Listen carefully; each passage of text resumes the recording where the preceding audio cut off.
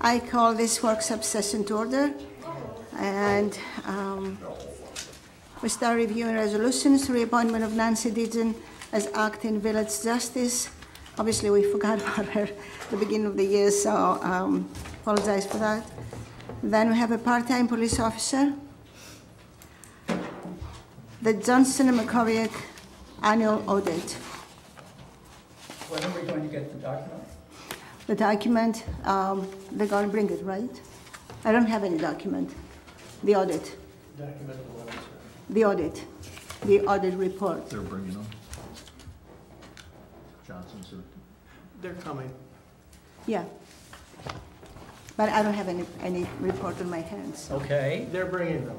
They're bringing them. You'll get your copies tonight. Oh, okay. This is a That's it. resolution to accept it. Yep. So that we got it. And then we have, that's right, DFT security resolution, amended into 3 separate ones. I have some questions on that. And the resolution here, the first resolution is for the fire hall, $41.99. The quote that they gave us was for $3,099 Wait a minute. for the fire department. That was the wrong, Ryan called me Friday and said that the 4199 is the correct amount. Ryan is, represents DFT No, Ryan Walker. for the fire, oh, he's fire chief. Sorry, Chief Walker, sorry. Was Yes. Chief Walker go get us the correct quote then? That's the correct code, 4199. That's what's in the resolution, but we don't have that quote. I mean, hopefully DFT will provide us with the correct quote to go. I've provided that documentation for the last 3 meetings. I can go get one downstairs, but you all had This- copies of, yeah, that Yes. one. And the quote It's not- says,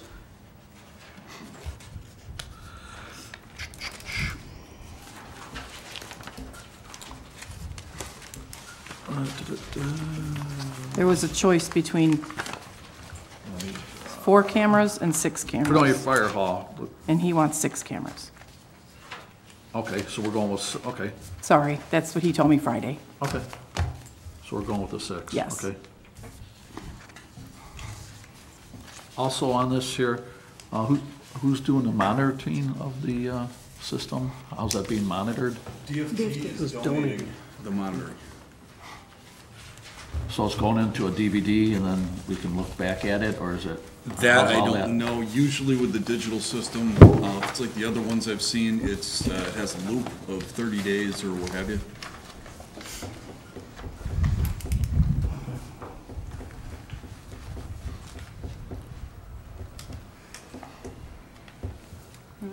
Do we have anything in writing?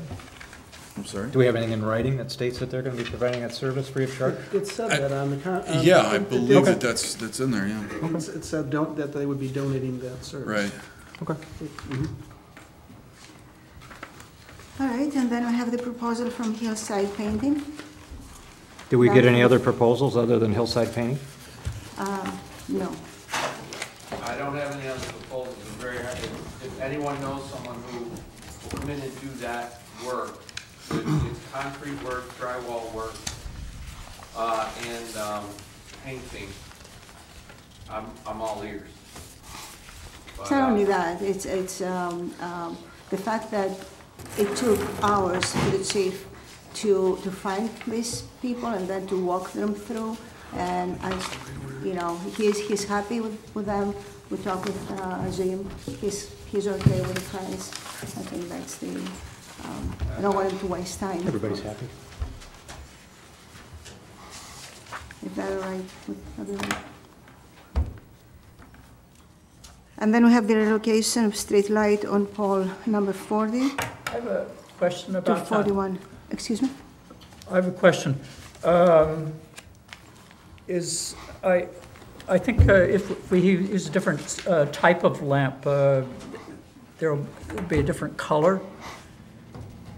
So that looks very odd when I've seen that in other communities.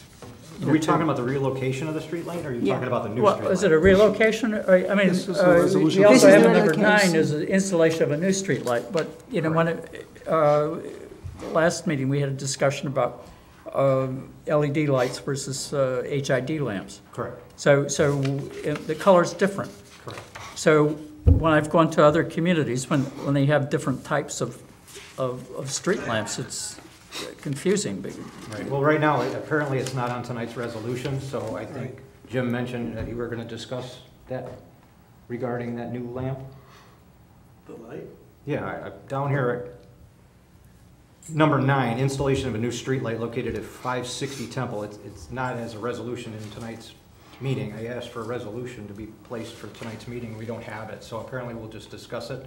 We'll get some information from Niagara Mohawk, and we'll place it on next week's resolution, or next time we get together, we'll place it on next time's resolutions.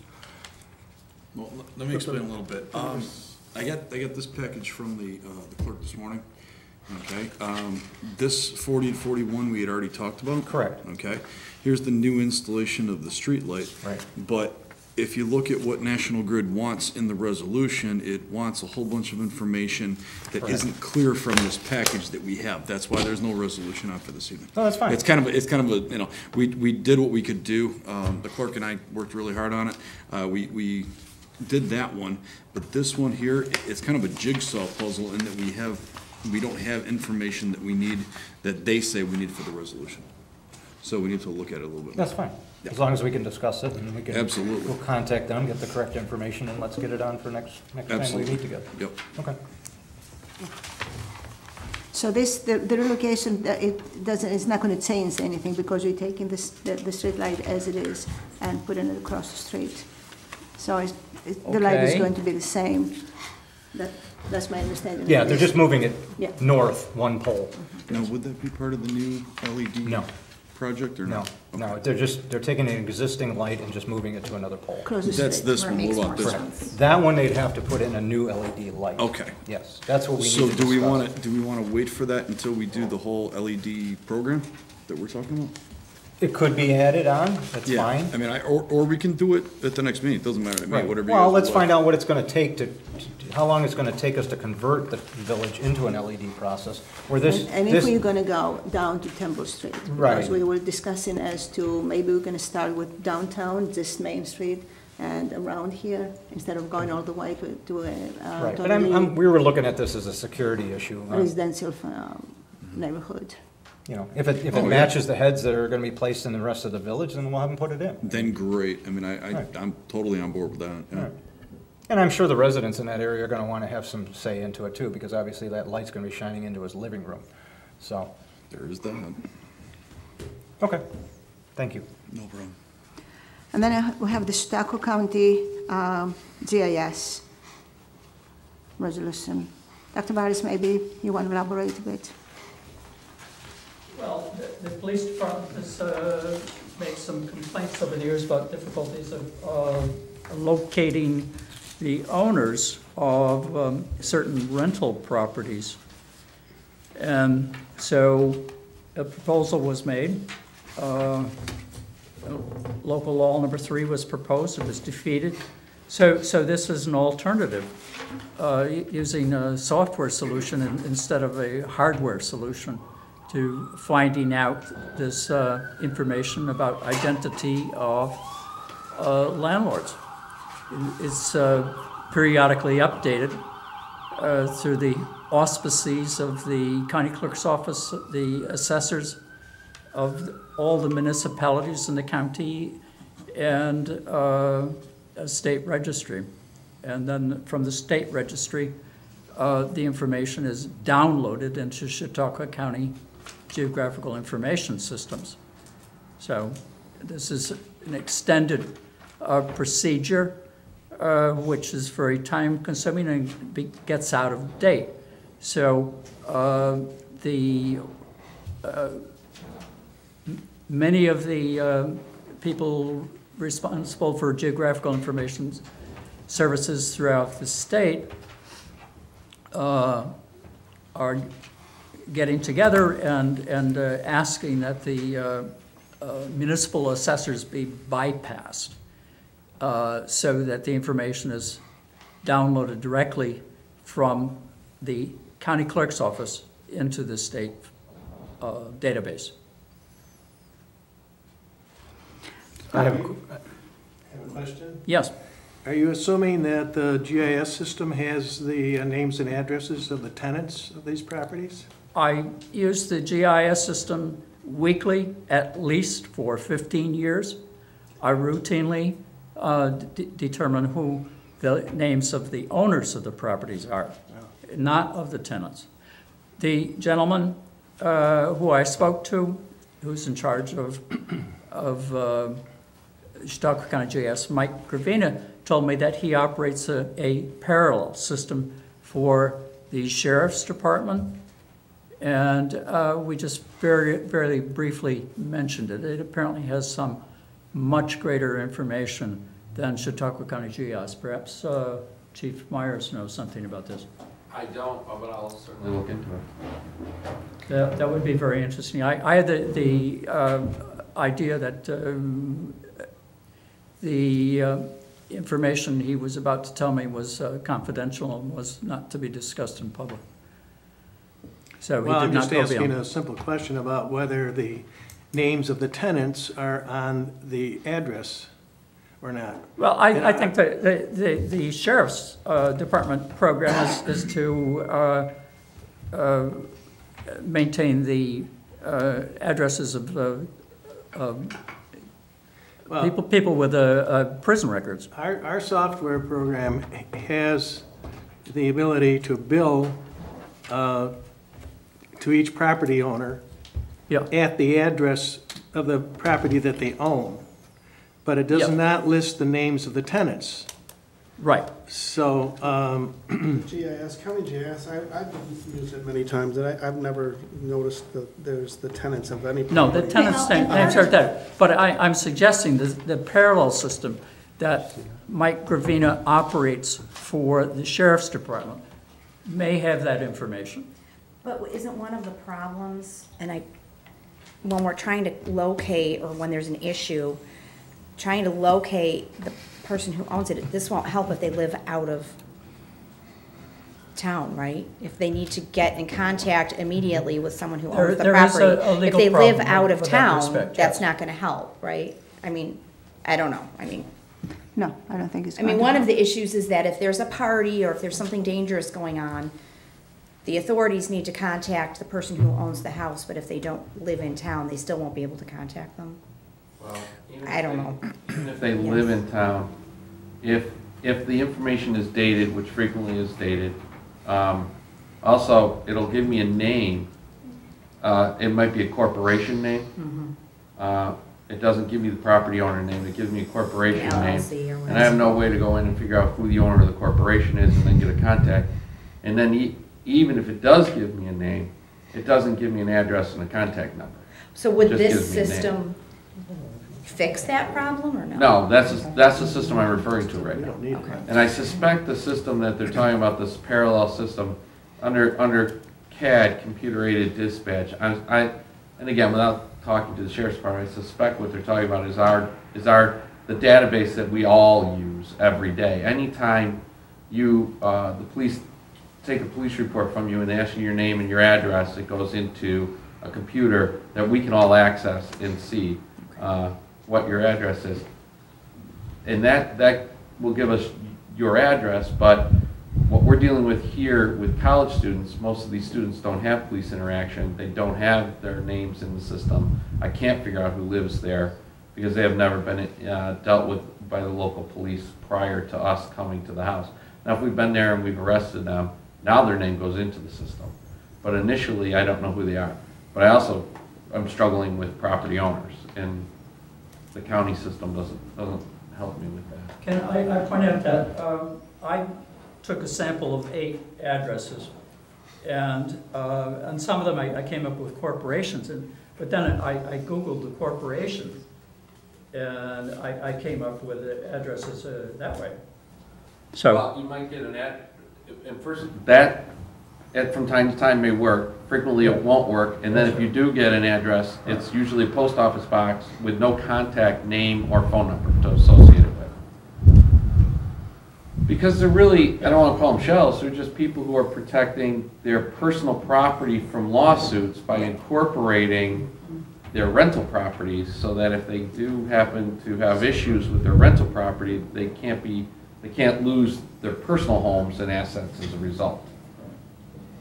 So I've noticed that when I was town clerk, deputy town clerk, I noticed that lawyers in particular do not have their names on the properties. They put the names in the deeds in the names of their spouse.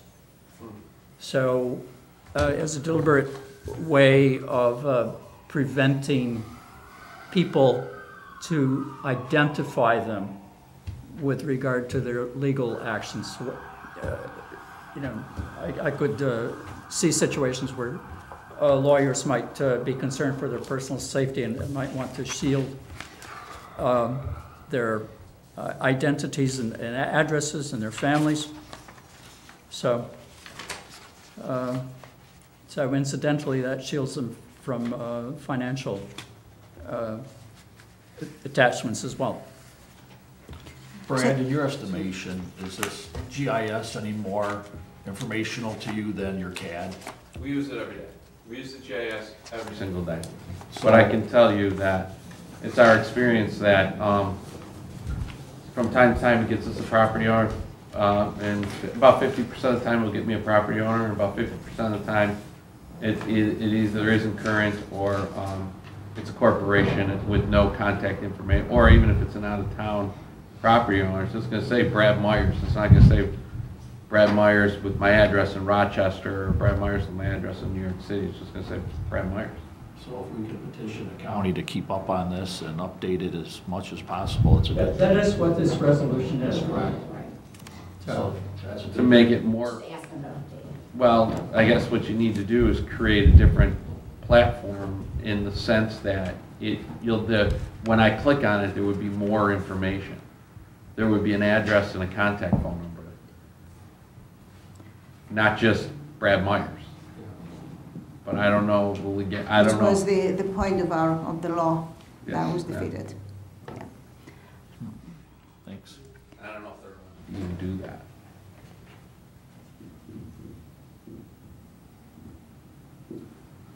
Anybody else about this It resolution? doesn't hurt to ask him to try to keep it more frequently updated. I mean, I did find that problem before too, where it wasn't updated frequently enough.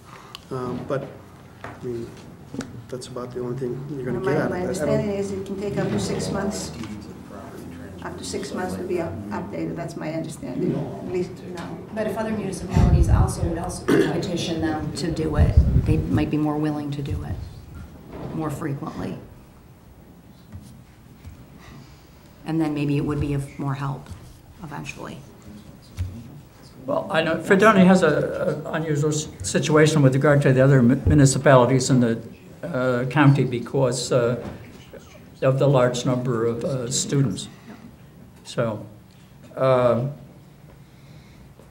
there's a possibility that the village might be willing to assign an employee to work with Chautauqua County GIS because of its particular interest.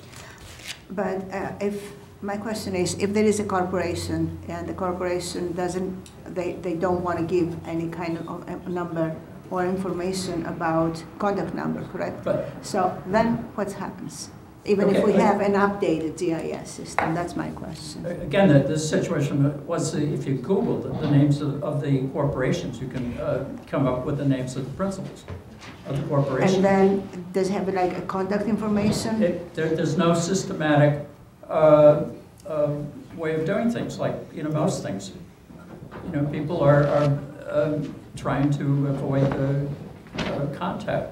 Well, that was one of the features that we were trying to add to the landlord-tenant law, was that you had to have a property manager who lived in the county or an adjoining county assigned. So if you lived in Rochester and you owned houses here, you had to have a property manager in Chautauqua County, Erie County, or Cattaraugus County that could be served violation papers because, and I don't want to speak for Chuck, but New York state law does not allow the building code inspector to serve violations beyond an adjoining county. So when the landlord-tenant law never, I don't know, it did defeated or never went forward, that was one of the components we lost, which was a really important component. And that's the problem, because we had a problem with, we had an issue about a month ago, 2 months ago, with somebody who lived in Rochester, and we had complaints from the mother of the person who lived there. And there is nothing really in the law as it is right now, except writing letters, nice letters, please come and fix it. No, I'm not. Nothing we can do about it. And that was the point of the law. I pointed that there's eminent domain proceedings can resolve this issue. So with difficulty, I think Attorney Gard has made a point of that in previous years. Darren, you listening? No, I'm sorry, we were discussing the streetlight, the streetlight issue. Right, there's no current law with the power of attorney needing to be have in the current county that the person owns the property, and there's no requirement by New York State for that to have a power of attorney. I know in Florida, you have to have we own property in Florida. Yeah. You have to have a power of attorney that in the state, in the county that you own the property, so that they can be Once contacted. again, that was the point of the. That was the point Right, of the law. there is The no law law that in New was York defeated. State requiring that information. It's done by local law. Oh, okay. And the GIS is excellent, and Dr. Burris makes an excellent point. The issue with the GIS is a lot of times it lags behind because it has to go through so many county departments. All right, when I file a deed on behalf of a client, it goes to the county clerk's office, and then they stamp it, and it sits in a box. Then it gets taken over to the county taxation department. They monkey around with it, check everything, check the index numbers, all that stuff, and then they send it to, my understanding is both to the clerk and to the folks that do the GIS. The GIS usually has a lag. I've noticed a 4 to 6 month lag. I mean, if one of my clients buys a house in March, and a lot of times when the school tax bill comes out in August, it goes to the prior owner because it just takes so long to get through that maze of paperwork that it's usually very, very behind.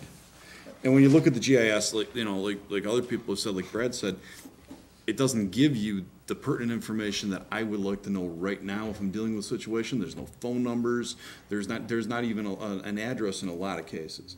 And I can show you case after case after case where, I know that this was properly reported to the county because I did it, but 4 or 5 months later, it doesn't change.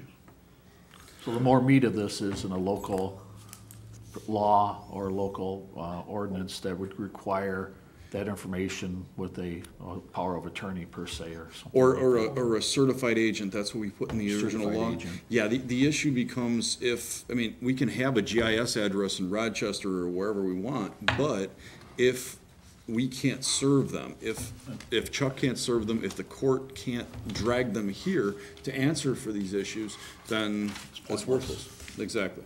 Which is why with the rental law, we had an agent for service of process. Mm-hmm.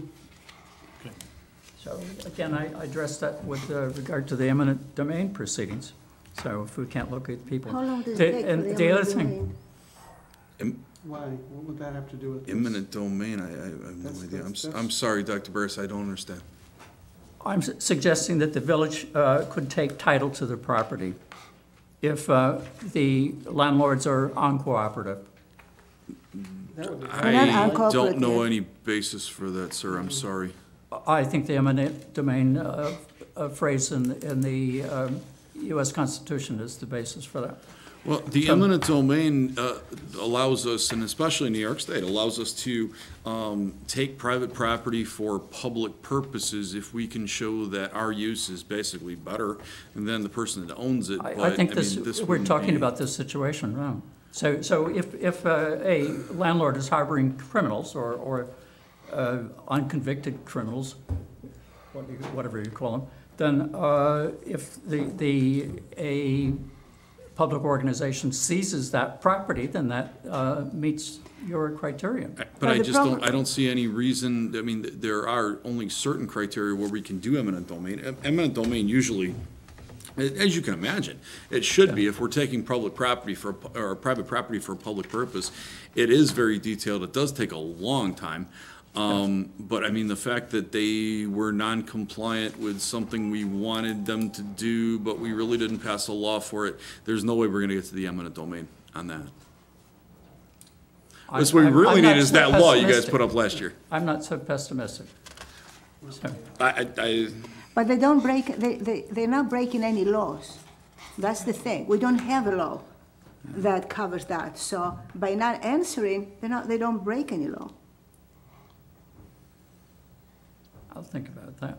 Okay? So, but again, the thing about, if the information you want is not in the Chautauqua GIS, the resolution is to staff the Yes. organization I so understand. that information will be there on a routine basis and very promptly. As soon as the deed is changed in the county clerk's office, it needs to be changed in Chautauqua County GIS. In a more timely manner. And so this Yeah. this requires, greater staffing. So, Right, very good. And then we go on to bond resolution approval for upgrades. Let me explain what happened here a little bit, and then something that I didn't know was that when we applied for that grant for the wastewater treatment plant, actually they gave us the whole amount in two different parts. One is $1.1 million as a grant, and then the rest of it still comes from EFC, but it comes in form of a loan. That loan has 3.5% interest rate for 20 years. You have this from Wendell. For 20 years, which means the interest is going to be $1.5 million over the 20 years. And then there is some fees, issuance fees, of over $85,000. Now, we just found out that if we can prove that there is a special funding called hardship funding. If we can prove that the average income in the village of Fredonia is less than the federal average, then we can qualify for a 0% finance and no issuance fees, which means big savings and 30 years loan instead of 20, which is a really big savings for the village. Now, in order to do that, obviously, we have to, in order to prove that, we are trying to hire G&G Municipal Consulting and Grant Writing to do that survey for us, correct? Yes. At the same time, if we do that, and Betsy's here to elaborate a little bit, they're suggesting to put another two things in the original project. One is the clarifiers, and the other is, how you call it? The additional return sludge pump. Yes. Part of the alternate bids, but then there were a couple other items after that, too. Yeah, another two items. And Betsy thinks that these two items are absolutely crucial, and she would like to include them. Betsy, are those items reflective in the difference of the original project cost and the current one of 1 million for? The base bid cost is the first cost that, because No, they the had items a, are not reflected on So that. We're trying to put them on top, right? So the increase of those two items is 1,492,000. no, Yeah. not the increase of those items, no. The base bid, No, okay. The initial bid, the initial project did not, like the very initial one, did include those. And then the board didn't approve this, actually wanted a lower price, so they took them off. So the bid doesn't include that. We're trying to put them now. That's the reason for the new bond resolution, correct? Mr. Treasurer? Well, the total additional cost is 1.3, the amount of the bond issue. Okay, but in so doing that, as it's outlined, if you look at the last page, I'm sorry, not the last page, but if you look at the second page, or the third page, what we have to do is, first of all, we have to do this income survey to become qualified. And that costs us $16,000? Yep. No, if it's completed, it'll Yeah. cost us $16,000. All right, if they can't, they have to reach 38% response from the village in doing the survey. If they don't get a 38% return, then we're only obligated to pay the 45% of that amount.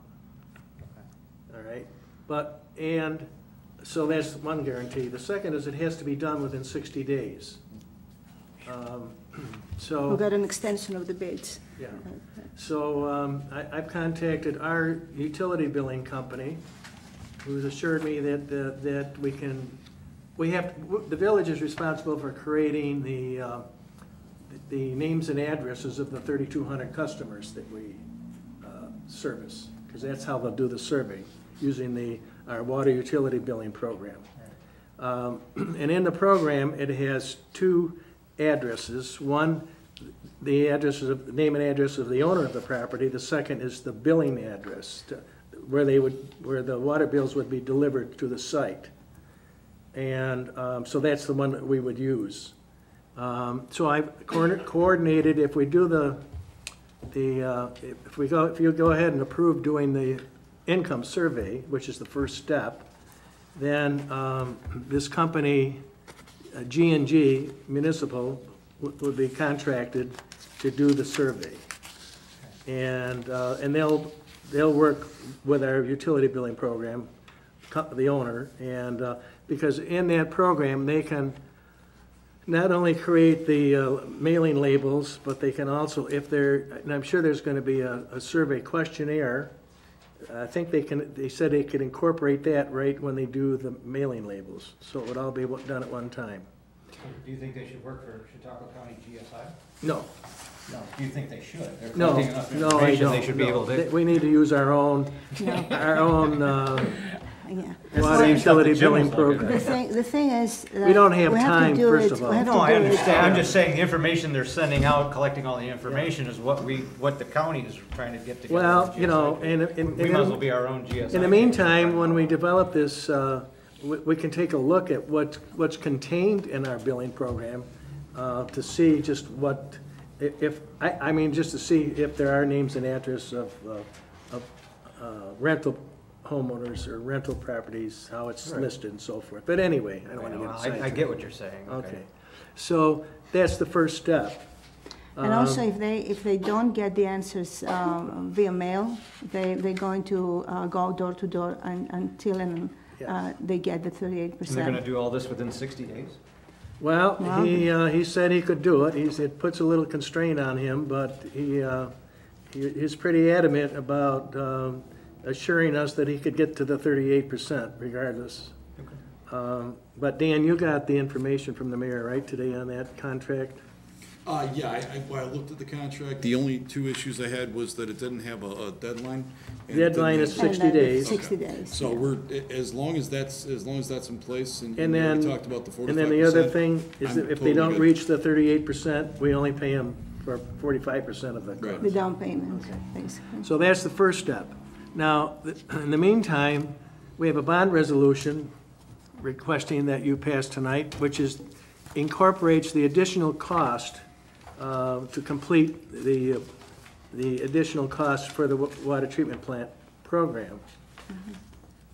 That resolution is called a permissive referendum, so it doesn't become effective until 30 days from the date that we pass the resolution. That even though it becomes effective that date, it's still not anything that we have to do if we put conditions. We're going to put conditions on this that we would, in the meantime, be applying for, once the, kind of getting backwards on this, but once the income survey is completed, if it's successful and we meet the guidelines, then we'll go forward adjust the cost, as Wendell has pointed out. We can apply for the no-interest loan monies, and on page 2, if this all develops the way we hope it would, the village will have a net savings of $3.6 million overall with the overall project. So obviously, it more than pays for itself. But if we don't get the low-interest loan, then this all becomes null and void.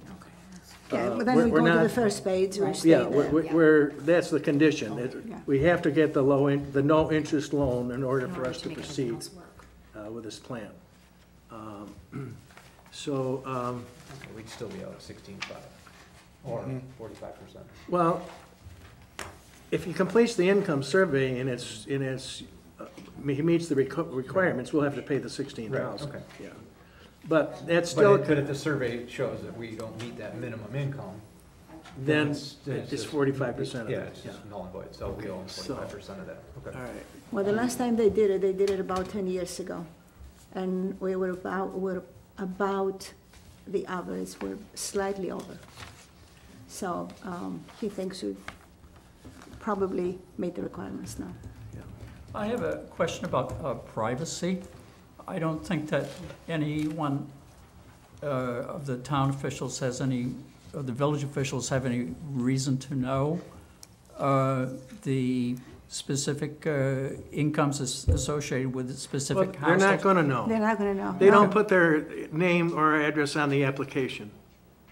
They're just going to indicate, they're going to verify that they live at such and such property, and then they're going to, the income verification will have a range. It won't be specific, $20,000 or under, $20,000 to $30,000. And all they do is check a box and send it in. We don't know who it is. I'm not even sure if we get even if the address is. This is something that G&G would review and monitor. So, I mean, we'll get copies of the surveys. But not copies of individual people and their income, But obviously. there won't be any names on it, so we're not invading anybody's privacy.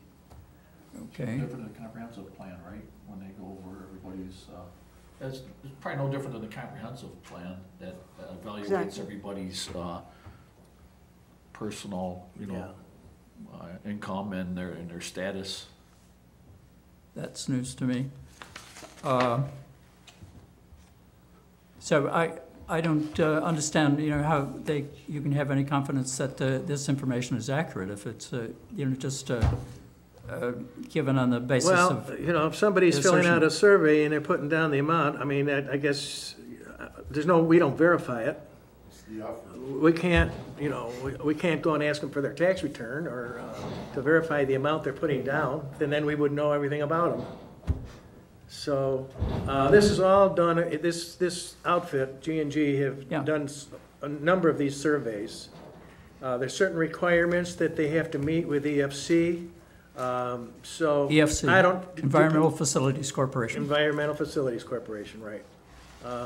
So I don't pretend to know all of the particulars, but I'm assured that it has to be done according to certain requirements. And so. I mean, it's I guess we survey. just have It's to trust not a very official document. It's a survey to see if the village qualifies for this extra help. And I think it's a great idea if we can save the village this amount of money. I have another question about the need for a bond resolution.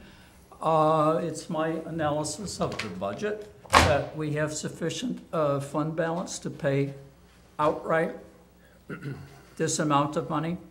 Well, if you want to deplete your fund balance. I do. Yeah, well, I don't. Okay. I think right now, because this is all based on the final results, you can pass the resolution. It doesn't take effect for 30 days. We don't have to implement it if we don't get the no-interest loan, so nothing's lost. It's not only that, if we do get it and we have 0%, it's like taking it all the money and giving it right away, because it's gonna cost us at the end exactly the same amount, is 0% financing.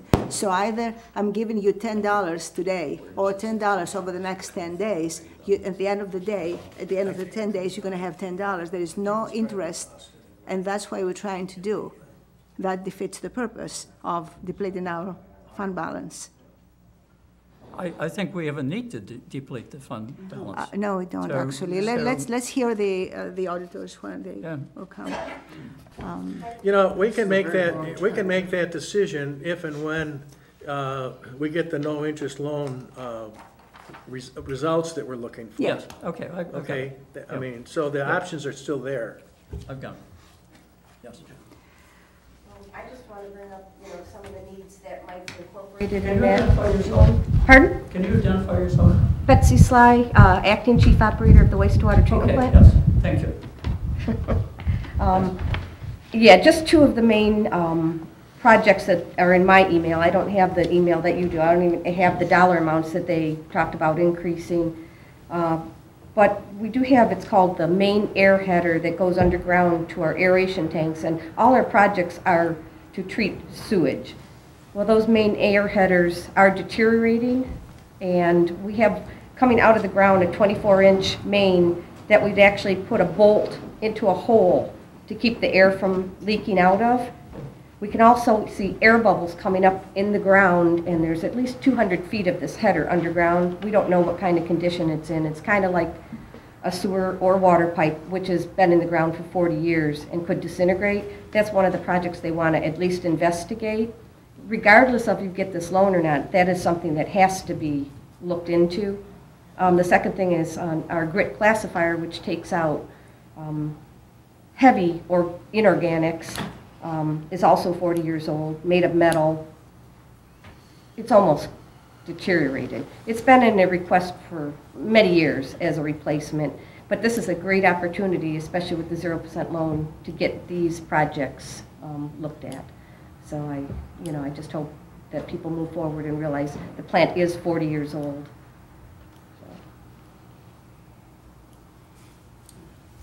Maybe we can get a copy of the contract then for G&G. You don't have the copy? No, Dan is We gonna, have a resolution, that's all we Yeah. have. I'm sorry. I think you what's have the in- copy too. I gave you a copy. the contract, we have a resolution, and then he has to do the contract after the resolution. Okay, well then after But it's done. they- we do Oh, yeah, But you you'll have all the get first copies of copy. that, plus I need to sign No, them they with have the G&G. first copy. They have what they sent us. You have this. Right, You you should have. guys have what they sent. There were a couple of concerns that Jim and the mayor addressed with the contract today. That's why they're not in there yet. Yeah. He's gonna amend that, and the original contract, I talked to them today, they have no problem with it, with what we're proposing. The 45% if he doesn't meet the 38%. And the termination date is 60 days. That's why, once if it's passed tonight, tomorrow morning, to send him all the information, so he can make contact. He doesn't want any holdup with getting the information from our utility billing program. And, Because obviously we have 60 days, so they because want to 60 start days as isn't soon a as lot of time possible. to do a survey, as you know. So we'll have to find out. Okay, Yeah. that's fine, thank you. Okay, and then we have the installation of the new street light near the 560 Temple Street. Obviously, this is going to be for the next Yep. meeting. We have a sale of wastewater treatment plant Sterling dump truck, finally, for sale, We're selling, why are we selling that unit? I thought we were gonna transfer that down to the DPW. because we can't use it anymore. It's Junk. currently unusable. You- What I understand is you put a lot of money into it, and, Wasn't that the sludge truck? yeah, Yeah. yeah. It's They've been- got another, they have a more efficient sludge truck that's running. Oh, But this is. this is just a secondary Oh, is that the truck. one that's sitting over in the corner? This Yeah. is the one that's Yeah. been sitting I there. wasn't sure which model. I think it's been 5 years. Sterling. I mean, if they had addressed it 5 years ago, possibly you We would have. were putting money into it every single Yeah, year, using a the full. brakes are gone, there's a lot. Oh, hey, we wanna sell it, just easy. I agree. Easy. Thank you, Tony. Okay, do we have the AP resolution? Okay, so we don't have the AP resolution. That's gonna be for the next meeting. Right, we're just finishing the census on that. There's a little bit of a question because it does go with our healthcare, and the rest of it, trying to put that all together is just taking a little more time. Okay, all right, we do. And then we already covered the G&G municipal consulting and grant writing. Right, let's go to the new business, village comprehensive plan update. Chuck's not here, so I can't ask him any questions, so. They're holding the town of Pomfret is holding, they're meeting this evening on the comprehensive plan that they're working on. And I guess they asked the village members of the planning board to, if some of them could attend tonight, to maybe work with them so they could work together on their comprehensive plans in order to make a better view. And so I guess that's what they're doing tonight. So they've been initiating the process. At least we're moving forward, and hopefully we can come to completion Right. this year. It sounds like they're on their way. Good. Can I ask, what's the rationale for having a comprehensive plan? I believe you need it for grants applications. It's a good idea to have it. It's a good idea to completed have it. one So to date. they know when you go in, they know that you have a vision for the community. Okay, in October Absolutely. 2017, I took a position against having another comprehensive plan. The last comprehensive plan began in 2005 and lingered on for years and finally was not passed. And I think the level of citizen participation in that effort was so low that it doesn't justify trying to do another one. I think it's just I don't think we're waste trying to- of time for all the village officials and a This waste is of I think finance. they're doing an update to what, What? I think they're doing an update to what they already have. But if the citizens don't participate, then there's no point. I don't Indeed. I don't disagree with you on that, but at the same time, it's a good idea to have it. I don't think we should spend a lot of time on any official or any of our employees, but we should have like a backbone. If you go to that one, the one you were talking about, it's extremely old. It's very it's very old, actually. I recall it very vividly, so. Is it, But generally, do it's a you good tell me idea. the 2005 or the earlier one? It was passed finally in 2014, but if Okay. you read it, it reflects 2005, I think. I think you're correct in that. Yeah, that is not my idea of old. Perhaps it has something to do with my age and participation in politics over the last 15 years. Thank you. And then estimated savings refunding the village 2006 bond issue. Yeah, I have that. In our 2006 bond issue, which none of you were here at the time, but the bond, as I discovered going through our scheduling for this latest update for the emergency water line renewal, the bond is what's called a callable bond, which means that we can refinance this. This is the same principle as you would use to refinance your home.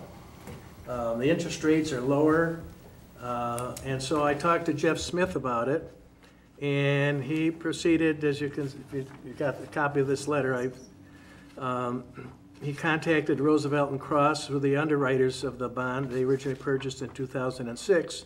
He ran an estimated refunding savings projection, and based on that projection, we could save over $200,000 over the remaining 10 years, about $20,000 a year by refinancing it. I'm not asking you to do anything tonight other than I'd like to invite Jeff Smith to our next workshop meeting so he can explain this to you in more detail. And then you can go from there, take whatever appropriate action you want, but it sounds like a win-win to me. Good. Yeah. Good. Thank you. Thanks. Very good. Go to old business, and David, you have the Jim's explanation of the contract. It's basically explains the way the thinking was put together and the numbers. Okay. I outlined the proposed changes to the PPD Sewer District contract. They're listed there. We're proposing to simplify the formula by using a rate that's tied into our sewer rate, and then multiplied by the flows from their sewer meter. Yeah. And so, in the first page, this gives you an example of, on a 40 million gallon charge, or flow, they would pay $123,000 a year. The way the formula works, the first 40 million gallons would be at that rate, which is half of our sewer rate. If they exceed that amount, then anything over and above the 40 million gallons would be charged at a rate that's one and a half times the the half rate, or $4.62. On the second page, I gave you a little more information on the history of the PPD Sewer District. And what I listed was the amount that was charged, the village's billable water consumption, the PPD flows, and the percentage of use.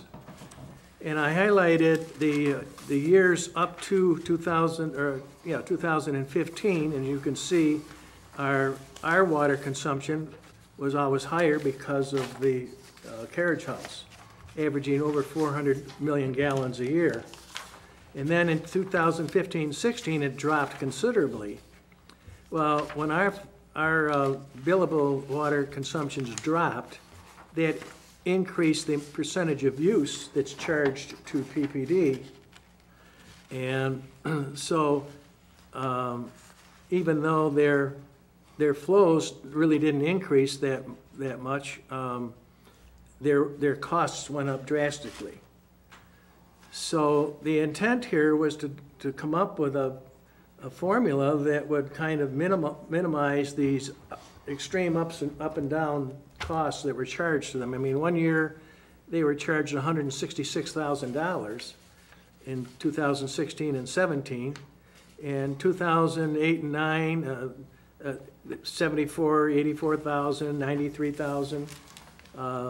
Only in 2010 and 11 did they pay $120,000 for usage that was around, because they exceeded the 40, they went to 44 million gallons.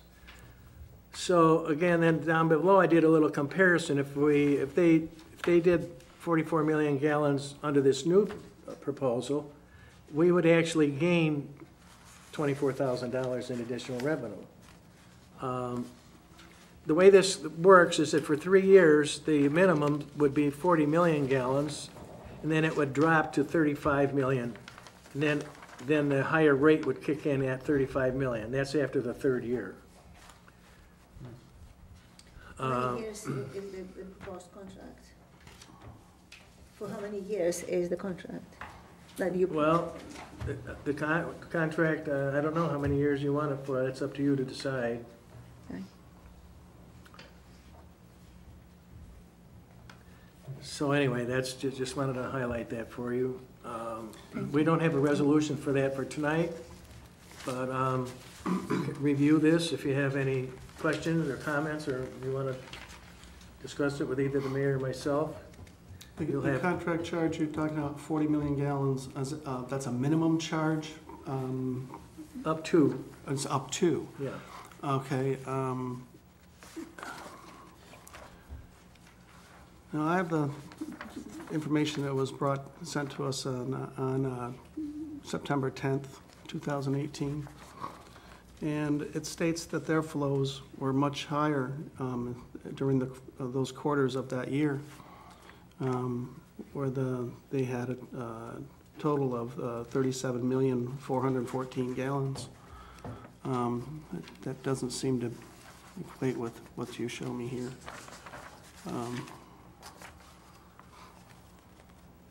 And so I'm trying to figure out is where, how you come up with the actual rate of the $3.08 per thousand, and you're basing it off the comparison of the village's water usage. I would think that the idea would be to have a total of your village water usage and your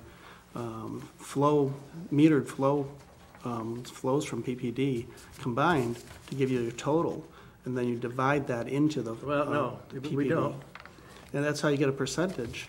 I mean, then you have to divide that into your. The existing contract states the total eligible cost divided by the village billable water. We don't combine their flows with ours to come up with a total. But you don't get an accurate, and how do you? Oh, yeah, that's what the contract says. You have to look at the contract. I understand what the past contract said. That's what I'm talking about, the past And the contract. past contract stated, correct, and to me, that was a flawed contract because of that.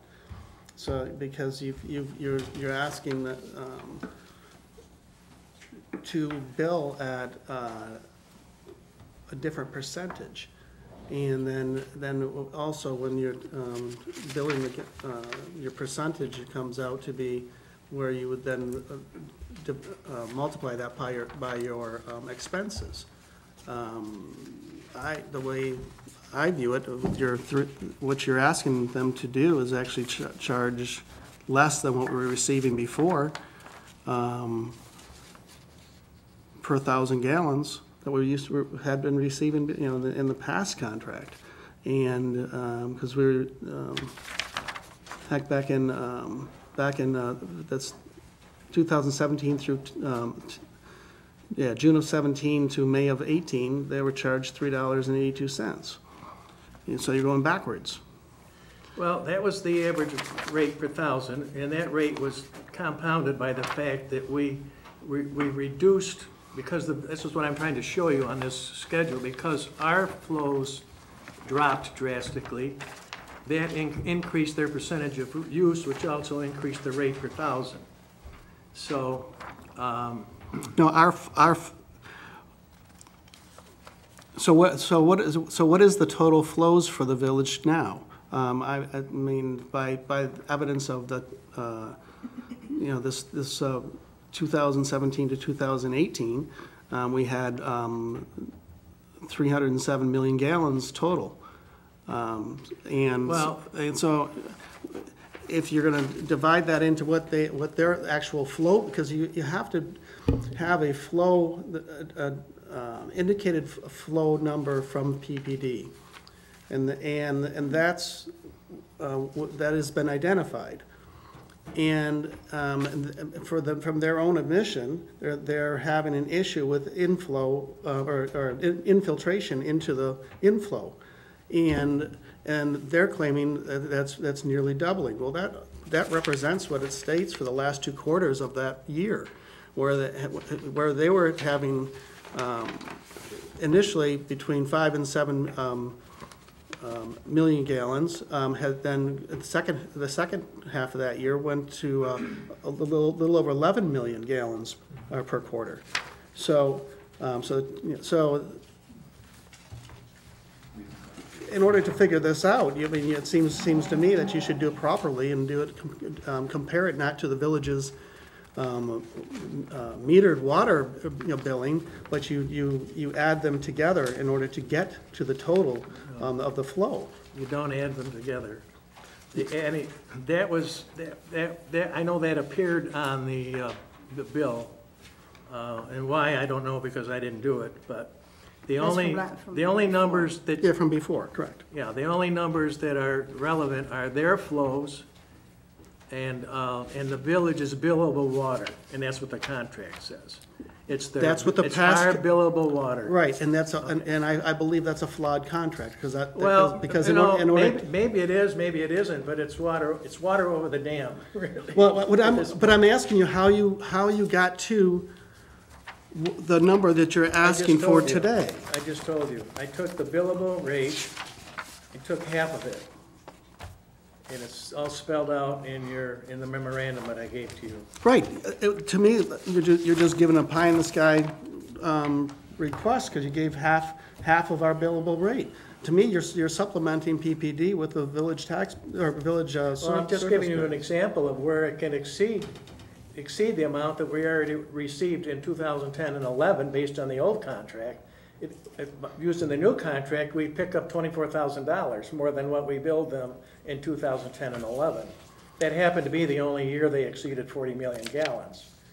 But there's an example of, it depends on how much flow they use, and in this formula, it's simplified. The contract was very, you have to look at the contract to know exactly how to do the bill. And this simplifies the contract. The rate appears to be lower, but again, it depends on how much infiltration they send to us. And for the first 3 years, up to 40 million gallons, it's at the lower rate. Well, and once again, that they're having an issue with infiltration, and you're allowing saying that's putting a demand on our facility, and then giving them a discount for putting that extra demand. Well, if they exceed that. They need to fix their infiltration problem, and that's not the village's problem. If they exceed that amount, then they pay a premium. So, which would be more than the $3 and whatever it was in 2010 and 11. If you look at the example that I gave you. No, I understand, but currently they're barely going over that 40 million gallons a year, and the odds of that getting them anywhere, it doesn't give them any incentive for fixing their any incentive at all. It does give them an incentive, because the reason they came up with 3 years at the higher rate, because they intend to start addressing their infiltration problems within that 3-year time period. At the end of 3 years... Well, I think they have to do it anyhow. Excuse me, Jim. At the end of the 3 years, that minimum drops to 35 million gallons, which is a little bit below their average for the last 3 or 4 years. I point out that in the PPD committee, the gentleman pointed out that they're expecting development within the district, which will be expected to increase the sewer flows. So that addresses Trustee Linden's concern, I think. Well, there's about more flows. There's no perfect solution to this. This was my best opportunity to provide some type of simplified contract. I like the fact that it's much more simplified. I like the fact that now, if the board is comfortable with the rate, that's fine. But I do like the fact that it's one rate. We know what's going on, because if you read the old contract, you really didn't know what was going on in there. So. And it does it. It dealt with a lot of charges that were taken off due to carriage house with their BOD charges. BOD charges and so forth. So that kind of, without those, the costs were. Well, in the past, over the past year's costs and stuff, that there's no BOD costs in what I was telling you. That's eliminated in your BOD charges. So I don't know how that had Well, anything we to do don't with have it. any BOD charges. I know, correct. And I also wondered about the special districts. I see they, did that have any effect in this, your No, formula? no. Be that simplified? No. Okay. Plus, we don't give them credit for what we're billing them for either, which was in the original contract. Yeah, I still. Which I agree with you was ridiculous. That was another flaw in that last Well, contract. there was a lot They of were giving them flaws, credit for but the, You had to be there negotiating that contract at the time in which I was at. Well, that's why when I was figuring this out, I'm looking at it, I'm going, they gave them credit for their own charges that we Exactly. we billed them, That was and they got very- credit back for it. Yeah. So I go, that's a real problem. And like I said, I still find the same, it is not a fair and equitable contract by the use of the type of formula that you're using currently, or on the last billing or contract. And you also, Yes, it would be as far as the expense goes, my belief is that our expenses are higher than they were back then. And we're looking at increasing our expenses by adding the cost of updates and revitalization to the plant, which is going to have some more higher bond costs. So how are the fact going to affect the billing on this? Do the bond payments, are the current ones and the future debt service, are they going to affect that? No, Why not? because the formula wasn't built on costs times their flow. It did in the past one. Well, that's the current one. That's the current contract. We have to continue billing them based on the current contract. We can't just change it arbitrarily until you pass a board resolution. Well, yeah, to but change it. I don't see that in the new contract. He's talking about the new one. Have you worked up any new contracts or any ideas what you would like for a formula? Have you? I'm sorry, I was not on the committee for that. Well, you've done, I'm just saying you've done a lot of work. Have you? Yes, this is what I'm being presented with something that I wasn't part of, and so I'm now trying to review and find out where this committee came up with that idea of what we should consider. And so these are my questions. Oh, yeah, And no, I so understand. I mean, yeah. So no, I didn't write up a contract, no. No, I didn't say write up a If you'd like contract. me to, I could give you some numbers Don't get right now. defensive, I just- I mean, I could give you some numbers if you'd like right now, but, No, it just sounds like you've done a lot of work, which is great. I just didn't know if have you come up with any ideas that you could bring to that board or show that I board? could give you a fair and equitable, without any added increase, because, and it is also my view that the state recommends that when you sell services, you should have the right to a fair return on your services. And so I believe that is true. I mean, because but I could give you a very close number of what it should be today per thousand, and to be very equitable with what the people of the village, within the village, pay, which would be about in the neighborhood of $4.20 per thousand, based on Jim's numbers. But I point out that there's a decimal point error in the PPD billing history. Yeah. So, in 2012 and 2013. It should be Yeah, I did this kind of in a 29,000. hurry, so that should be 29 million. oh, Yeah. also, 29 million, yes. also on that same. Add a zero. Also on the same information from 2018, that year, on the bottom of the page, where it says totals, they were adding the PPD flows, not as in millions of gallons, but in thousands. And they add the thousands to the millions of gallons of billable water from the village. and they came up with the totals. So those were all incorrect also. So and if you, that's how I came up with if you add them correctly, millions to millions, you come up with the right totals, because those were incorrect also on that page. No, they're not incorrect. They're times by 1,000 gallons Right. per. Only the No, PPDs. both of them. If you look at the contract, if you look at the bill, it's 37,414,000. The village's Wait a- billable water, correct. excuse me, let me finish. The village's billable water consumption was 269,788,000.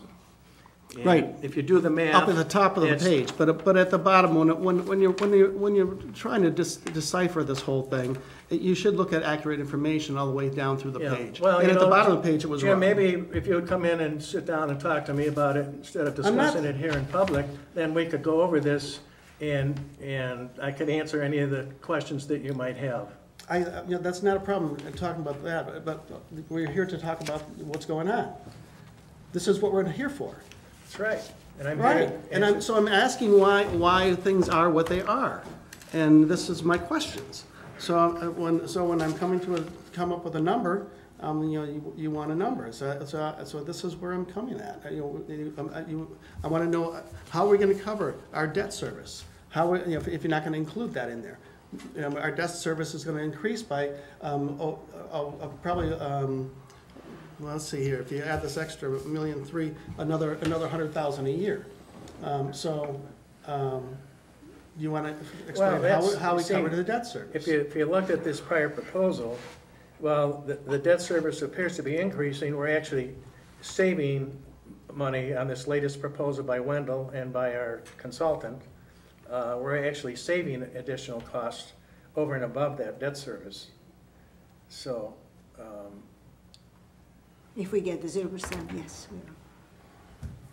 I know there's, Well, there's a lot of, that's to there's a our, lot of information that's thrown to you at one time, and you need to take time to digest it and to understand it.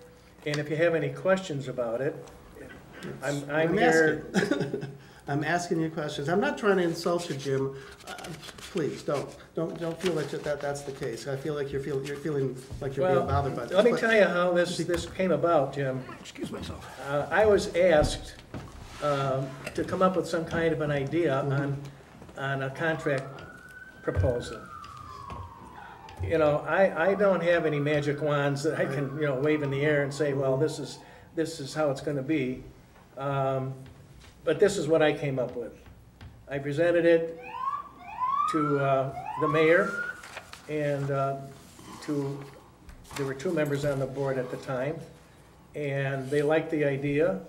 So we went ahead and we had a meeting and we discussed it. We discussed it with the PPD representatives. They liked the idea. They liked the idea of a contract being simplified. So they made the one change about raising the minimum for 3 years, which we felt was acceptable. So this is how it came about. There was again, the idea was to simplify it, but try to keep it fair for both sides. And also, I have to say that it was, we were hit with that very suddenly, especially Jim was, because we had no idea what was going on in the past. All of a sudden, we had, over the summer, a contract that didn't make any sense. So I went back to Jim, and we discussed it.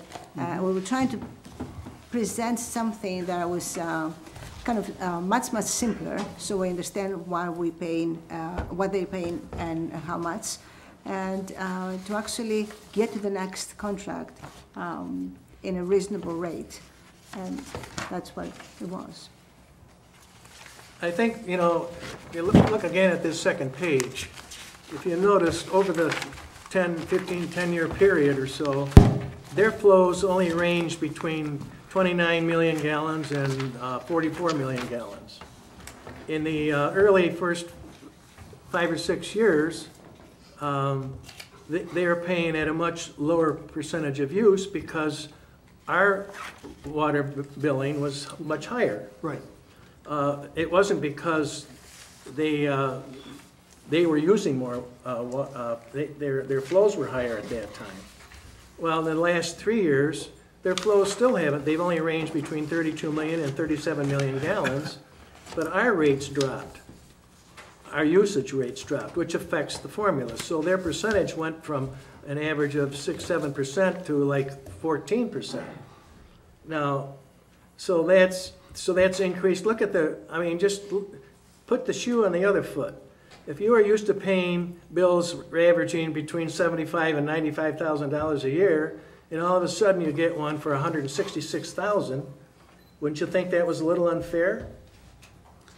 I mean, that's the question that you have to ask yourself. Whether it's unfair comes down to if they repaired their I&I issues, they wouldn't be billed at those high rates, that amount. Right, and there's an incentive there for them to lower those rates, so. I'm not seeing. Okay, so I'm gonna ask the board to think about it and let us know if we should go to actually write a contract or not. Because my suggestion would be to have Dan talk with Jim, and because Dan was not part of the discussion, and come up with a contract. But I just want the input from the board, if we should do that or not. Please take some time and let us know. Okay, so moving forward, I think that's it. Just real briefly, open discussion here. Brooks TLC's lawyer last meeting said that there was a traffic study that was going to be provided to us, the village. Does anybody here have receipt of that study? My understanding is it's coming, Yeah, but they were but going we to don't do have it. it yet. Okay. Also, one of the things I was just thinking about after that was presented, the register of births and deaths will be the village and the village clerk. That'll be a tremendous amount more work. Not tremendous. Not so. Not tremendous, no. Lots of babies. I've been the deputy registrar of vital statistics Okay, for the well, it'll be somewhat more work, and do we have the facilities to house all these documents and Yes, so we do. forth? Yeah, Can I point out that the documents are billed to the individuals or their family? So it doesn't involve a greater cost to the taxpayers, okay? It's exclusively It's paid by the people who. that are being born and dying. Those are the ones that have to have the certificates, and their families are paying for it. The taxpayers as a whole are not paying for it. Do we have the facilities to house these paper documents as well? I'm Yes. sure we do, yeah. We have a vault. I'm sure we have And enough we space for We that. record every Yeah. birth and death that takes place in the village. And if they want a copy of it, then they pay, I think it's still $10, I'm not sure, but they pay a. They pay the registrar, yeah, it does, yeah, do. Okay. I just didn't know if we, Emery, if a hospital would someday become in our village, that'd be more responsibility as well, so. Well, we need to do some house cleaning, there's no question. We have a lot of old documents that we need to. At the same time, let's not forget what the new hospital is going to bring to the area, except deaths and certificates of birth. So, right, anything else? Yeah, I don't know if everybody else received this, but I received in my mailbox from the attorneys for the hospital. Actually, it's not from the attorney, it's from Chuck. If you read the letter. I read the letter came, there was a copy of the letter came with it, but it was addressed from the attorneys. Because everything went to the attorney first. The attorney has the responsibility to Okay, so these are all from distribute Chuck. this. Okay. This were, made from Chuck. What Chuck needs and the attorney needs is an answer from all of you. So if you got that, you have to answer. I did not receive that. I didn't mean that. The only, I did not. that's what I asked. Who gave you this? this was in my mailbox, and it says, it has to do with the traffic study, and the traffic study and then. Maybe, it's a I digital think that co- was, it's a I think digital that was copy. by accident. because I got one by accident and it was for Chris. Well, So I says gave for- it to says Chris. This one is supposed to be for the board, and so I don't know if I'm just Review supposed it to and share it pass with it you. on. Huh? Review it and pass it on. Right, yeah, so it was easy Okay. to make a copy of it, and put it on your computer, save it on your computer, or whatever. But it's, that way you have it, it's the whole plan itself, site plan, and the highway study for you to review. So it is the highway study now. Right, it's there on desk that so you I'll- didn't get. I'll just leave it down, I mean, Our I've attorney didn't see it either. Well, it's coming. Can you tell me who Chris is? I've saved it, so Chris so Serma. I could Serma. put it down in the Yeah. office with Ann, and then you guys could figure out how to do it. Pass it around, I guess, or? That's fine. I'm just kind of disappointed the way information is given to everybody here. It's not consistent or anything. This is very disappointing. I guess each department got one, is my understanding, and we are at one. I don't understand so why you're disappointed. This is. Because this board is not going to make any decisions, do you I understand? realize we're not going to make any decisions, but, Right. okay, why is part of our board receiving information and the majority of the board is not? It's not consistent. Obviously, they drop it for one, so they can give it to everybody else. I don't think it was. For the Obviously, board. nothing's obvious. And Doug, I'm here, I got it today, Doug. So, And he did I'm take it sharing it home. with you today, so that we can all have it available, I appreciate that. and that's, I'm glad you're sharing it. I appreciate that. okay, whatever, thanks. Okay, anything else? Okay, please rise.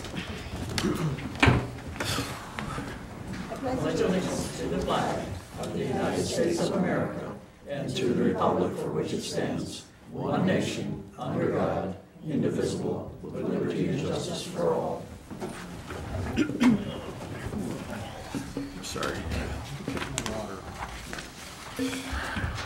A regular meeting, I'm calling this meeting to order.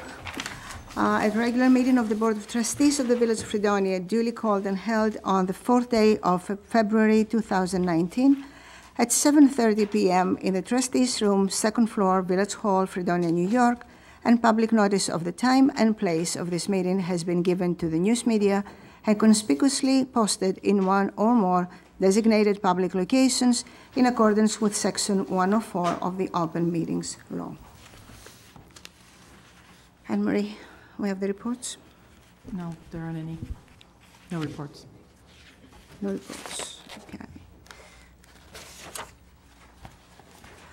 All right, we go to the public portion. This portion of the meeting is for public comment. Any member of the public wishing to speak, once recognized, shall stand and state their name and address. Speakers will be allowed 3 minutes of speaking for themselves or 5 minutes if speaking on behalf of a group. I will ask the speakers to refrain from any remarks that are in poor taste, slanderous, or not germane to any action taken or contemplated by the board.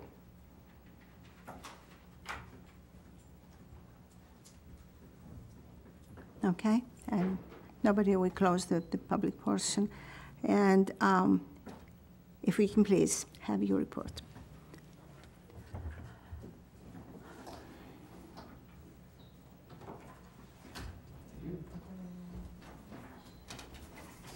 Waiting for it. Thank you.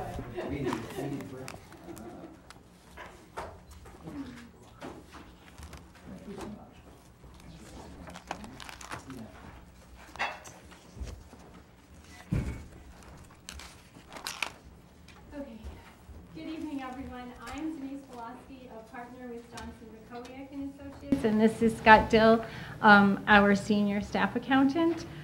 We have performed the audit for the year ended May 31st, 2018, and have presented you with the report.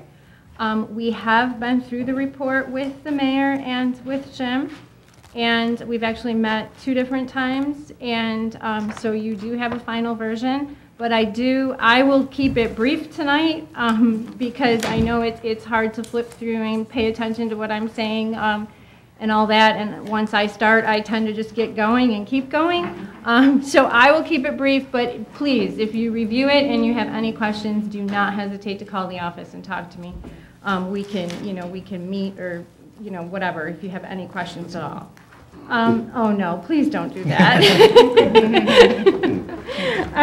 So the first report is the independent auditor's report. We are issuing an unmodified opinion on all of the funds, which is a clean opinion, okay, other than the capital fund. The reason being, for the capital fund, the previous year bond anticipation notes were actually moved to long-term debt and were reported in the long-term debt group of accounts. Even though bond anticipation notes do have a 5-year payment provision on them, they are considered short-term. So it gets a little confusing, but GAAP, generally accepted accounting principles, do, and governmental accounting standards require them to be reported as short-term in the fund that used the financing, okay? So the prior year ones were converted. They've been reported that way on the AUD, and the state has accepted it. But with a new partner on the job and noticing that they had been reported in long-term and should have been reported as short-term, we were going to back them up and report the entire balance in capital projects, but then we decided in a meeting with Jim and the mayor to just record the current year portion, the new issue in the capital projects fund, leave the old ones where they are, and qualify the report for just the capital projects fund, okay? The good part about that is all of it is being converted to long-term in this current fiscal year it's anticipated, so that whole issue goes away with that, okay? Because everything will be serial bonds at that point, and will be reported in the long-term debt group going forward, okay? So in going forward, if you have bond anticipation notes, they are short-term financing, and they do get reported in the fund that used the financing. So in the current year, it was capital projects. So the current year issue is in the capital projects fund, okay? The rest of the report is unqualified. There were no other findings. We do have a management letter comment. We'll get to that in the end. But other than that, there were no internal control or compliance findings. So if you turn to page 6, this kind of gives a picture, an overall picture of the entity with your total assets and your total liabilities, and then your total net position. And the net position overall changed very little during the year, just $616,000 in change, or I'm sorry, I looked at the wrong year, $98,000 in change there from 17 to 18. So everything in the overall picture maintained pretty consistently, okay? When I say the overall picture, this includes all of your assets and all of your debt, okay? When we get to the fund level statements, that's where you see your actual day-to-day operating activity, okay? So if you turn to page 14, that is where the fund statements start, and this shows the assets and liabilities by fund, okay? So your general fund, your water fund, the wastewater treatment fund, the special grant fund, and the capital projects fund, okay? And we do have unassigned fund balance in the general fund of just over $1.5 million. And then your capital projects fund is showing that unassigned fund balance of 1.3, and you'll see there the bond anticipation note, which is the current year issue of 1.4. The next page shows the adjustments that we make to the fund statements to get to the overall presentation. But if you go to page 16, it shows the changes in those fund balances, in other words, your day-to-day activity for the year. So your general fund had an overall net change of a negative $111,599. The water fund had a positive change of $147,622. Wastewater treatment, a positive change of $157,431. Your special grant fund, a negative change of $18,433. And your capital projects, a positive of $101,514. So nothing really drastic, just maintaining your day-to-day activity. Okay? Are there any questions? I know I'm going kind of fast and flipping pages, but We had a question earlier about the wastewater treatment fund and whether we need to bond 1.4 whatever $1 million. And I see on page 14 the fund balance is adequate, I think, to cover the amount that's being proposed to bond. What is your advice? You're referring to the wastewater treatment fund or the capital fund? Wastewater treatment fund. I mean, I agree, the fund balance is there to support the activity. The bonding, the proposed bonding was for? 1.38. 1.358. Yeah. Doesn't mean fund. We wipe it So out. it comes Yeah, you close. don't want to deplete a fund. Right, you don't want to completely wipe out your fund balance. Why not? Why not? Yeah. Oh, So we have a $30,000 contingency fund in addition, in that wastewater treatment. right. Uh, I mean, I'm not saying you can't use it, I'm saying I wouldn't use all of it so that you have, I mean, things come up, I mean, unanticipated events happen, you know, I wouldn't use it all and deplete it, I would still keep some of it, but I wouldn't necessarily, I mean, I would, you know, if you have a project to do or need bonding, I would certainly go ahead and do it, if you can get it at a reasonable rate.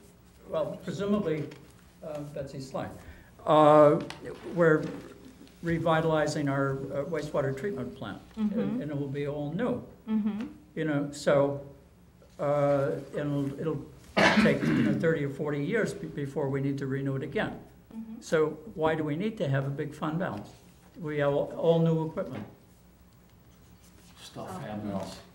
Because even new equipment. Well, can fall. Mr. Barris, Dr. Barris. part of my suggestions to you in the past were that once we've completed the audit, we are going to develop a plan, which maybe you can talk a little bit more about. 5 years. Because we've exceeded the fund balance requirements that are established somewhat by the State Controller's Office. Yeah. And we can develop a plan to utilize the amount that's considered excessive, which, by the way, I've been told through our negotiator, through Jeff Smith from Municipal Solutions, that once you have a plan in place, you could, like in our instance, we could keep about $2.5 million in fund balance. That's with all of the, combined with all the funds. So so that would be the plan that we're going to develop. I don't think it's up to the auditors to address the question that you've just posed. It's not part of their audit requirement. They're here to address the audit report. So. Thank you. Any other questions? Well, that was a lot of work. Did you want to talk a little bit about well, you have two things to talk about, the management letter and then the... Right, so I mean, it is recommended that towns, villages have a 5-year financial plan in place. Projected fund balance, projected revenues, projected expenditures, projected fund balance, projected financing needs. There should be a 5-year plan in place. So we did discuss that with Jim and the mayor in our meeting. It would certainly be something that we could assist with, even though we are the auditors. We could assist with developing that plan, but something does need to be put in place. Yes. Okay. I have a question about the special grant fund. Can you tell me about that? On page 14. Regarding what? Well, this is a fund that's been inactive in recent years, I'm told. So essentially, it's just $262,000. It sits there, collecting interest, presumably, in a decade, for the decade. It does collect interest, but that's past monies that has been restricted for a specific purpose, or specifically this special grants fund. Okay, so, and this is the Community Development Fund. And I have some information that the money that the county has in the Community Development Fund is being returned by action of the state. So there's been some apparent change in policy that this surfaced in the minutes of the county, I think it was Economic Development Committee minutes for January. So you don't know anything about state comments? I'd have to look into that, So- not. Yeah. Well, the funds are for a specific purpose. It's a revolving loan program. Yes. Which I gave you the information about that a couple of months ago. Right. And, but the village presently has chosen not to activate that program. If they so choose to, then we can offer to the community a low-interest loan. Actually, I asked Dr. Barris to start looking into that, Yeah. if you remember. Yeah. And so right now it remains inactive. The prior year, there were costs were charged to the administrative costs were charged to that program. Administrative costs for what, if it was inactive? Pardon? What administrative costs were there if it was inactive? Well, it's part of your former village administrator's salary was being charged to that account. And there was, but there was no This activity. fiscal year, there's been, no money is being charged to that account for administrative costs. Because obviously, we don't have a loan program, so there's no administration cost to There's charge. no reason for that, yeah. So, if and when the board wants to reactivate that account, there's a process that you have to go through. You have to form a loan committee. I went over this with you, Mr. Yes, you Pierce. do. You have to form a loan committee. You advertise it to the community that you're accepting loan applications. The loan committee is made up of residents of the village that have some financial background, that can look at, you go through the same process as you would go through with a bank. You have to submit your financial documents and in order to procure the loan. And that was the point, that was Yeah. the point, but So, that's very anyway. well, that's a discussion that we can have. If you remember, we had this discussion Yes, I about that. recall it vividly. So, Right, any,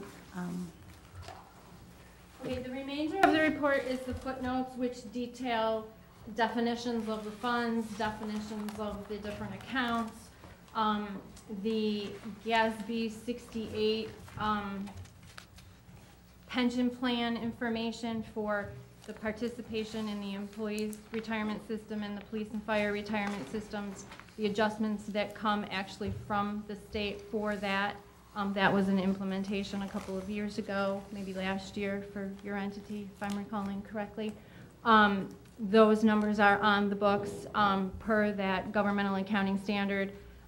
Coming up, and we did have this discussion too, is another governmental accounting standard, number 75, for post-employment benefits, which does require an actuarial valuation that is somewhat costly to record a, I won't say imaginary, but that's kind of what it is, an implicit rate factor liability for post-employment benefits.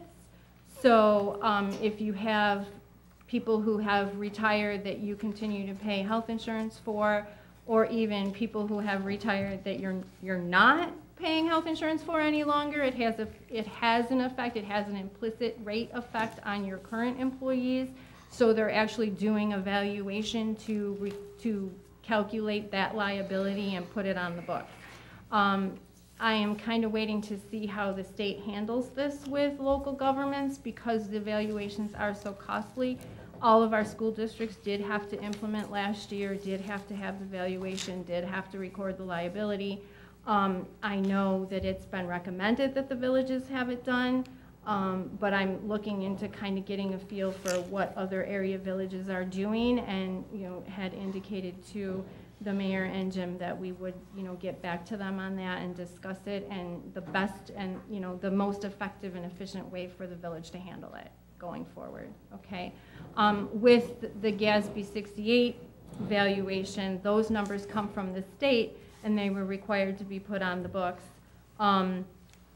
So that's kind of different, and that did create a liability too, but those numbers are provided by the state. So with this having to have to be actuarially done, we're kind of waiting to see how best to handle it for the smaller towns and villages. So I will be getting back in touch with Jim regarding that, okay? You also have separately 2 different letters. One is our communications letter, just that there are certain things at the end of an audit that we are required to disclose. One, that you are responsible for what's in the financial statements. We are responsible for rendering an opinion on them, okay? The basis of accounting, the responsibility for them is yours. We are just responsible for rendering an opinion.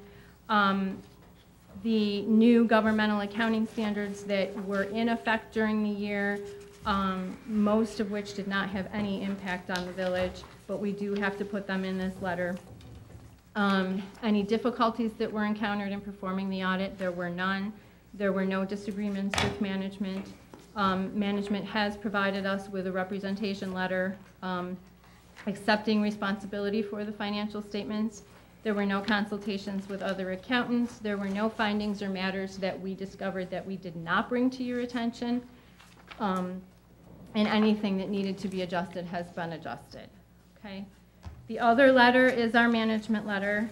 There is one comment about segregation of duties, and I know that this was previously brought to the board's attention, that we did note that the water and sewer billings to the college had previously been calculated incorrectly, and that has been discussed with the college and is being rectified, and in going forward, the calculation has been revised and is now correct, and will go forward properly. Okay. How is it being rectified? The calculation has been revised so that it is correct and has been recalculated and has been reviewed to make sure that it is correct. And I believe that the college has been contacted regarding the prior unbilled amounts, correct? Yes. So is the college now going to pay the money that was incorrectly billed? Well, it's going to be up to the board if you want them to pay for it. As it was not their fault, I didn't ask anything, and I didn't know where the board is standing. So it's going to be up to the board. That was not their fault. Don't we have roughly the same amounts of billing every year?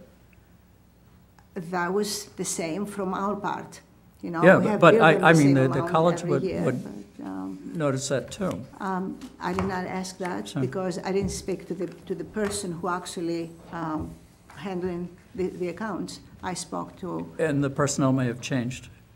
As I recall, there was a death of the former vice president for finance at SUNY Fredonia. Right. Yep. Yes. I spoke with Mr. Metzger, and they are aware of the mistake. I mean, it's a lot of money. It's not a small amount. $140,000. About that. Yep.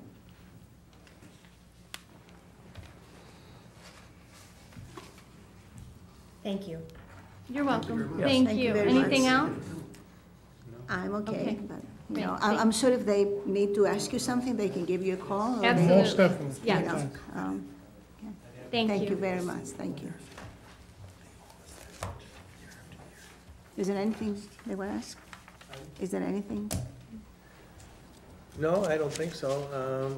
Unless the board has any other questions, I mean, review the report in detail, and then in a Yes. couple of weeks, if you have some questions, I mean, I'm sure they'd be more than happy to come back and Yeah, answer and them. that's what I said, yeah, absolutely. Okay. Thank you so much. Thank you very much. Thank you. Okay.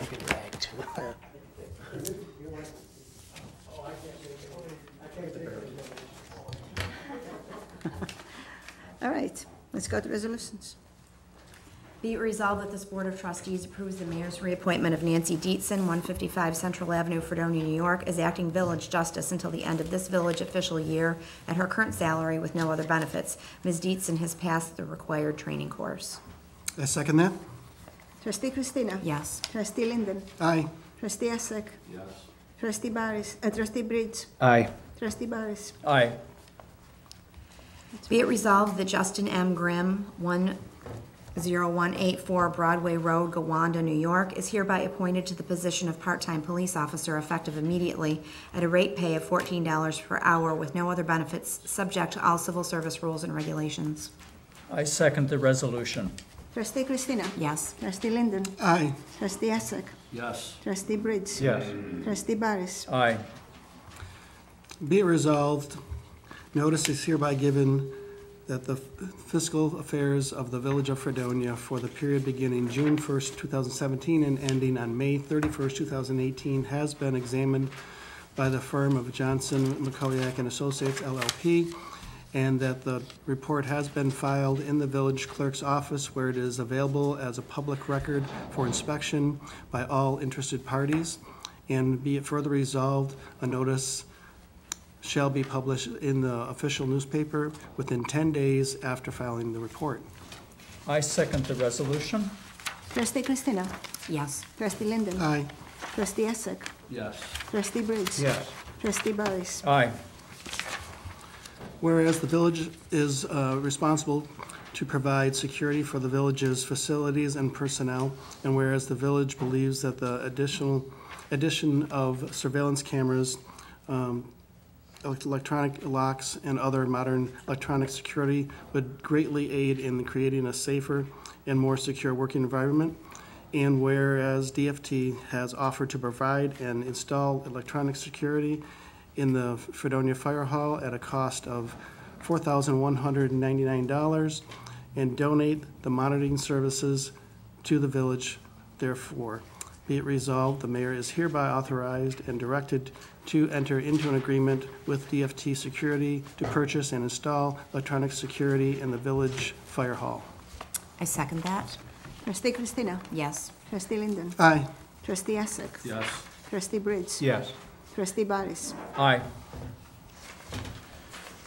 Whereas the village of Fredonia, whereas the village is responsible to provide security for the village's facilities and personnel, and whereas the village believes that the addition of surveillance cameras, electronic locks, and other modern electronic security would greatly aid in creating a safer and more secure working environment, whereas DFT Security has offered to provide and install electronic security in the village hall at a cost of $6,299 and donate the monitoring services to the village.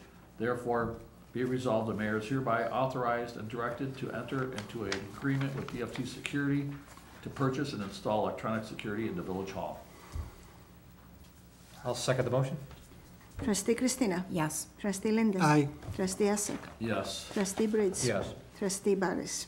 Yes.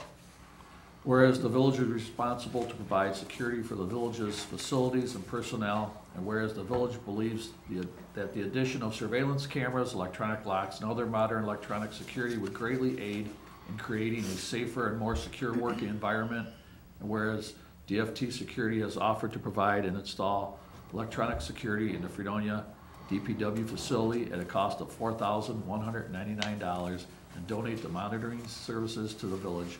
Therefore, be it resolved that the mayor is hereby authorized and directed to enter into an agreement with DFT Security to purchase and install electronic security in the Fredonia DPW facility. I'll second the motion. Trustee Christina? Yes. Trustee Linden? Aye. Trustee Essek? Yes. Trustee Bridge? Yes. Trustee Barris? Aye. Whereas the interior of the Fredonia Police Station requires painting and minor repairs, and whereas Hillside Painting, 4 Houghton Street, Fredonia, has offered to provide these services at a cost of $9,875.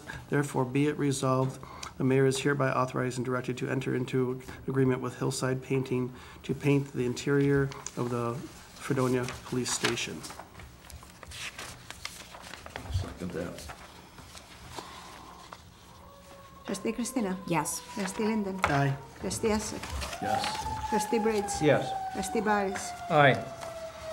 Whereas the village believes that it is in the interest of public safety, additional illumination of the pedestrian crosswalk on Central Avenue near Carroll Avenue is advisable, and whereas National Grid has agreed to relocate the streetlight from Central Avenue pole number 40 to pole number 41 for a relocation fee of $153.82.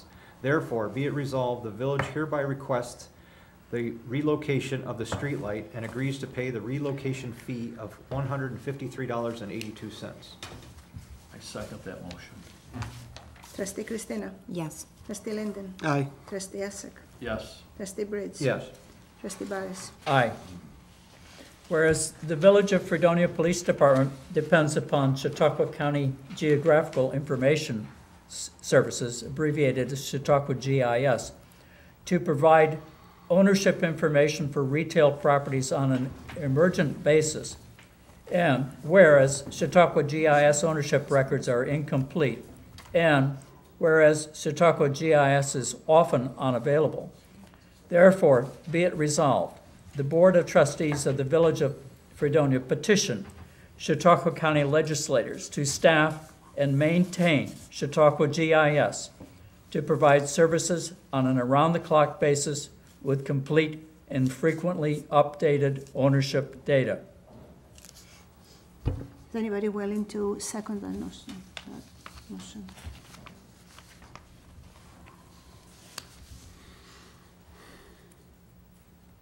You want to table it? Are you okay with that? Table it? We can table it. I make a motion that we table this. Are you going to second it? I'll second that motion. Okay. Trustee Christina? Yes. Trustee Linden? Aye. Trustee Essek? Yes. Trustee Briggs? Yes. Trustee Barris? No. Okay, we'll go forward. A resolution authorizing, subject to permissive referendum, the issuance of additional $1,380,360 bond for the Village of Fredonia, Chautauqua County, New York, to pay part of the cost of the wastewater treatment plant upgrades and improvements in and for said village. A copy of bond resolution is attached to and made part of these minutes. Trustee Second. Christina? I Oh, I'm second sorry, that motion. yes. Trustee Christina? Yes. Trustee Linden? Aye. Trustee Essek? Yes. Trustee Briggs? Yes. Trustee Barris? Aye.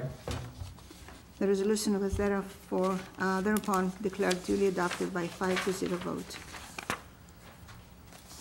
Be it resolved that the village clerk is hereby authorized to advertise for informal sealed bids for the sale of Sterling dump truck no longer need for village purposes. Said bids shall be received at the village clerk's office, 9 to 11 Church Street, Fredonia, New York, until 10 a.m. on February 22nd, 2019, at which time the bids shall be publicly opened and read aloud.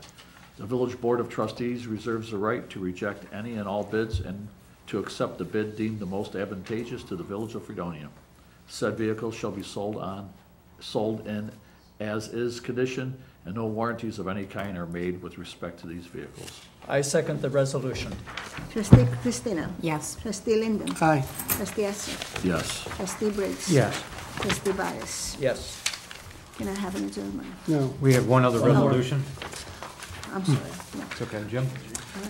Whereas a home income survey is required for certain New York State grant opportunities, and whereas G&G has offered to perform a household income survey at a cost of $16,950. Therefore, be it resolved, the mayor is hereby authorized and directed to enter into agreement with G&G for household income survey services. I second that motion. Trustee Cristina. Yes. Trustee Linden. Aye. Trustee Essig. Yes. Trustee Briggs. Yes. Trustee Barnes. Aye. I move to adjourn. I'll second the motion. Trustee Cristina. Yes. Trustee Linden. Aye. Trustee Essig. Yes. Trustee Briggs. Yes. Trustee Barnes. Aye.